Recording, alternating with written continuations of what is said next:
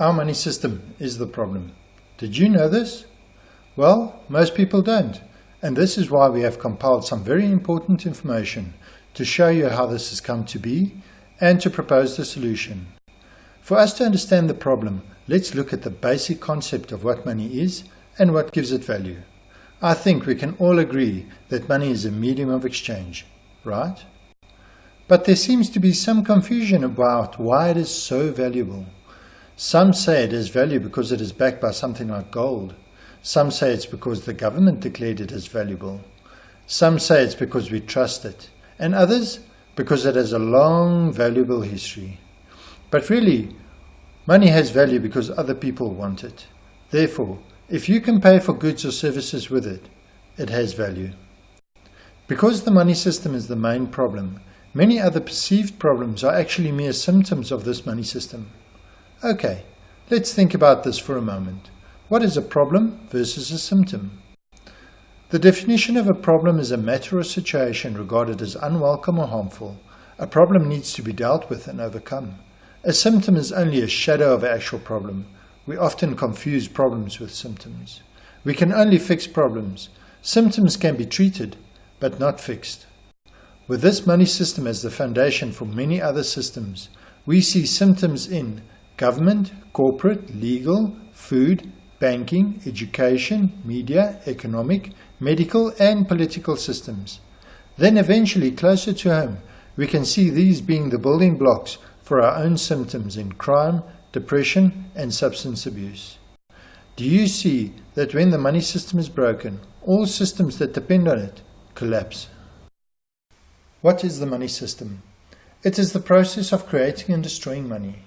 What we want to cover is the nuts and bolts, the rules that govern the creation and destruction of money in our economy. To explain the money creation system, we will use this simple tale. A long time ago, anything could be used to barter. If I had chickens and you had a goat and we wanted to trade, we could. Later, people found that coins were a more convenient way to trade and easy to put into a standard size. The commodity money system was born, based on precious metals such as gold, silver and bronze, which has uses other than a medium of exchange. In this story, one person became rich. He built himself a safe to keep his gold in. Other people then also became rich, but not rich enough to build their own safes. They asked if they could save their gold in the rich man's safe. He agreed and gave them a paper receipt to prove that their gold was in his safe. While providing a safe place to store gold, he also started lending out his gold and made money by charging interest. He soon noticed that nobody returned for their gold. They were using the receipts in the market as if it were the gold. He then realized that lending out receipts instead of the real gold worked just as well. He eventually started running out of his own gold to lend. But because nobody was returning for their gold, he started lending out gold other people kept safe with him. People found out that the rich man was charging interest on their gold. They also wanted a share of the interest he was earning. So, in the past, the rich man used to earn all the interest, but now he had to share this with others. This got him thinking, and thus the money system was born. Our rich man then decided to write out receipts for gold that was not really there. He could do this because nobody ever returned for the physical gold. This process was then later legalized and controlled through partnership between central banks and government. As the years passed and money became more digital, physical gold as backing disappeared completely. Over time, the fundamentals of money have changed. In the past, money was backed by physical resources like gold. But today, the partnership between banks and government make it possible for banks to create money out of nothing.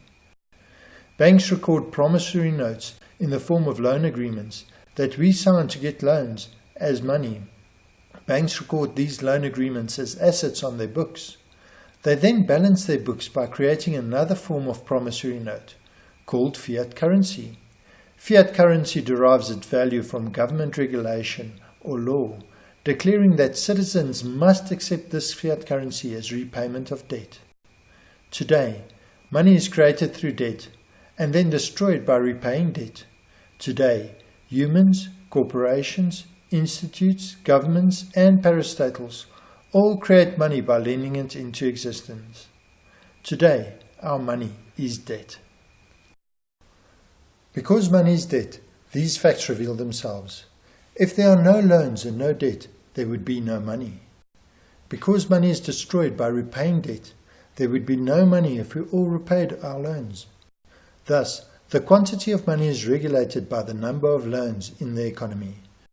So if there are fewer loans, or if it is more difficult to get loans, money will become scarce. Our money system creates scarcity, therefore people want it. It has become more than just a medium of exchange. Because debt has interest, money moves from people creating debt to people who invest to earn interest. So, let's have a look at where we realistically stand with the debt situation. Every loan needs to be repaid with interest. But we only create the base money, not the interest. So where does this interest come from?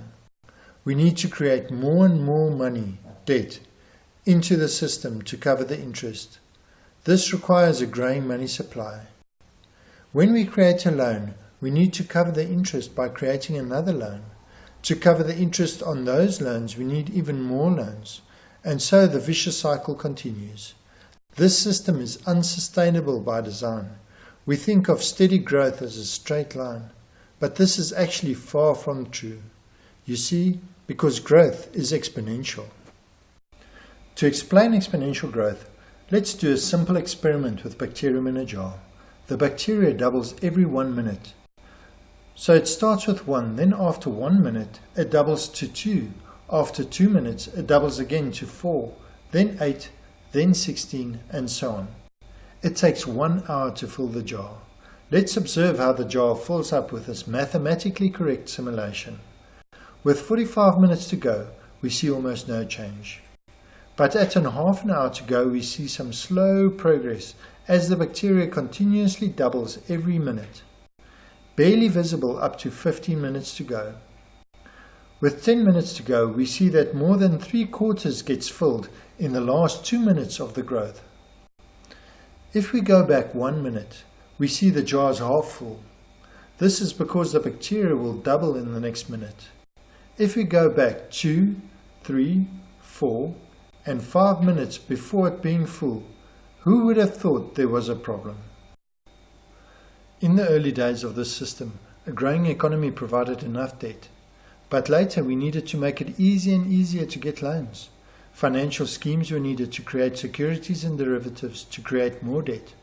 Stimulus and bailouts from governments and banks were needed, and countries needed to create endless quantitative easing to sustain this exponential growth system.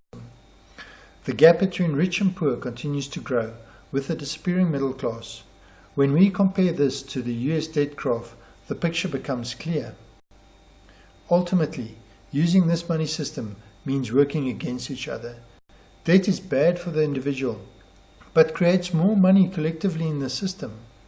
It is good for you as an individual to be debt-free, but if we were all debt-free, there would be no money, so someone needs to create the debt. If you as an individual don't pay your home loan, you will land in trouble, but collectively it creates more money in the system that can be used for trade. Having money in this system gives a false sense of ownership over other earthlings, property, and resources. Because our money system is based on scarcity, people have to go bankrupt just to make the system work. This causes self-worth issues for people, which result in symptoms like crime, depression, and substance abuse, and all the symptoms society show in scarcity. Creating big debts, for example, to buy war equipment, is bad for the individual, but it is one of the best ways to collectively create huge debt and therefore money. The system also disconnects us from nature. Because most of the items we create debt for is unnatural, we create debt to buy cars, houses, and businesses. We need to maximize profits on these investments instead of creating sustainability. The system disconnects us from natural resources, encouraging use of finite resources by creating the debt to mine and buy oil, gas, coal, gold, iron, and copper. It also disconnects us from the environment by encouraging species extinction, water aquifer depletion, deforestation, and topsoil destruction, to name just a few. Our money system guides the way we think about the world and each other, and governs what we do with our time, where we live, what we eat, the job we have, and how we perceive others. The list is endless. With a broken money system, these destructive perceptions of people and our destructive relationship with the planet will continue. The good news is, we don't need to throw out what we have. All we have to do is change the way we think. We can do this by using a complementary currency. Complementary currencies do not replace existing currencies, but rather run in parallel with the existing currency. Usage thereof is completely voluntary. Don't you think that what we stand for should be fundamentally built into our money system?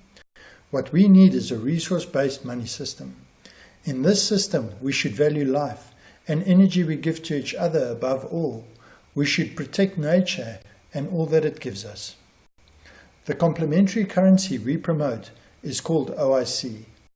OIC stands for Original Issue Currency. In this case, original issue is defined as a sustainably issued resource. Everything we do or buy that steals from the future or takes from the past waters down the originally issued resource. A simple explanation of what original issued resources are in terms of transport is: by walking, you do not take anything from the future or the past. Therefore, it is 100% originally issued. But if you travel by plane, you are using finite energy resources that took thousands of years to create. Because the resources are finite, you are also depleting future use thereof. This will water down the original issue completely. The basic principle is easy. Instead of the banks creating money as debt, we propose that money gets created by the people for their originally issued resources. We normally write the value of something like this: $10.50. The first part is the currency symbol, and the second part is the amount. With OIC, we write the value of something like this: 1050 100% OIC. It also starts with the currency symbol, and then the amount, but then displays the original issue component at the end. The original issue component is what we can create. With OIC, what is bought and sold becomes important. Buying carrots from your neighbor is totally different than buying it from the store. Our money system should support this difference. Here is an example of how OIC works. There are 3 suppliers of carrots close to me. The first one is the general store. Then there is Alex and Sam. They have the ability to upload their carrots onto the OIC trading website with the prices they want. All products are rated depending on the resources issued to produce the product. The rating is made easy by asking monkey-style questions. Carrots, for instance, would fall under the category of fruit and vegetables. In the case of fruit and vegetables, the following is asked: how is the soil prepared? What fertilizer, pesticides and herbicides, if any, are used? Where is the water source from? What packaging, if any, is used? And how is it being transported to the point of sale? The buyer will be able to see his or her balance before and after the transaction. This will let the buyer see the impact of the purchase before buying. Would it not be better to have the majority in control instead of just a few individuals? We need a decentralized money system instead of the centralized money system we currently have. By consciously putting all people that use the money in charge of the money system, we will be able to control the money supply. Shouldn't we have a money system that connects us to each other? With OIC, we will be able to create money for each other. This will bind us together instead of pulling us apart. Shouldn't we have a money system that connects us to nature? By making natural and organic, locally produced items cheaper for the buyer and more profitable for the seller, OIC encourages sustainable and locally produced items. Shouldn't our money system connect us to resource usage?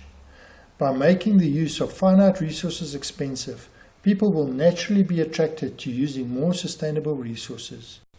Instead of only creating jobs when there is money in the system to pay for employees, should we not create jobs for each other by creating the OIC money that supports individual entrepreneurship?